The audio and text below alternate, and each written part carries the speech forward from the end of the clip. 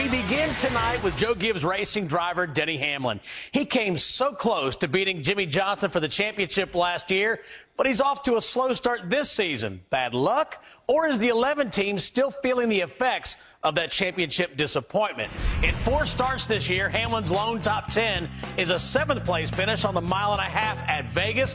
The low point, 33rd at Bristol this past Sunday. So the question is, are the numbers misleading or reflective of a slump after that championship chase?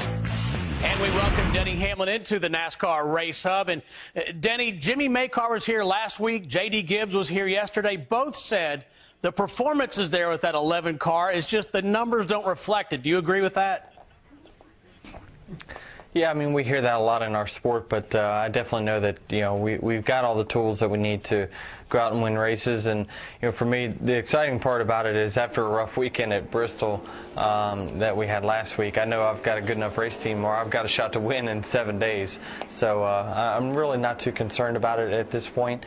Last year, I think our best finish in the first 5 races was like 22nd or something. It was pretty bad. So we really don't hit our stride until mid-season or so.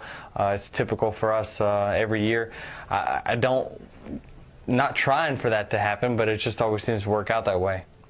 When I asked J.D. Gibbs that question, Denny, he said, I think Denny and Mike Ford have a little plan. Is that what he was referring to, waiting for you guys to hit your stride? Yeah, I think so. I mean, this is a point where you test things, and for us, we don't have any testing or anything. So you spend, these racetracks that we're going to be going back to later in the year. Some of them in the chase, you've got to test things that you don't have time to do that when it's chase weekend, or it's getting down to the chase, and you've got to finish good on that particular weekend. So, we know we're strong enough to solidify ourselves in that top 10, and if not, hopefully get enough wins to get us in there. And but I'm excited about our chances. Obviously, we're coming to some great racetracks for us, and excited about it. Denny, you said in January that you took like a month off after the season. You didn't even really think about racing. Do you think now you're looking forward, or do you still think back to what might have been at the end of last season?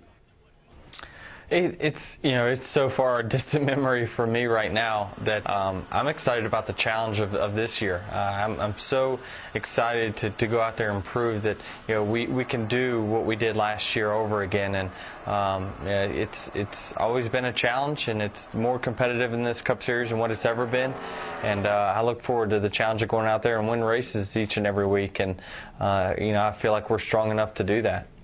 Denny, I met your personal trainer, Alex Reynolds, a couple years ago, and he told me some interesting things about you. One, he said you had amazing eye-hand coordination, but the part that kind of surprised me was he said that your work ethic is off the charts, that you actually work harder physically training, getting ready for the sport than any other professional athlete he's ever worked with.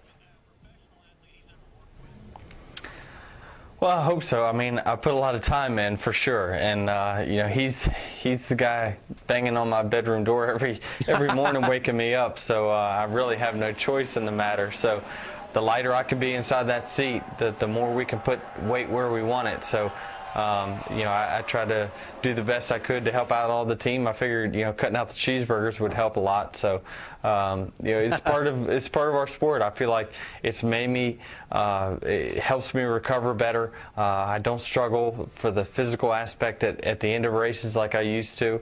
And I think really we saw once I got a little bit more physically fit, we started closing races better. We started winning races that we didn't necessarily have the best race car, and I think a lot of that has to do with being physically in the seat and not wearing down.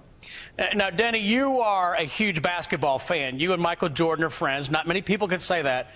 So I know you're a Bobcats fan, but I'm curious, you got 2 local teams, the Richmond Spiders and the VCU Rams, still alive in the NCAA tournament. Are you still following those teams?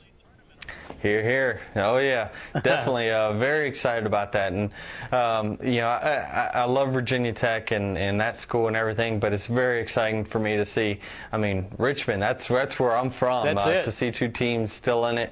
It's very, very exciting, and we know they don't get all the big recruits that all the other big schools get, but they continually put themselves in the NCAA tournament every single year. So excited to see that, and you know, still rooting them on, that's for sure. VCU looks great, by the way. I mean, they're blowing guys out.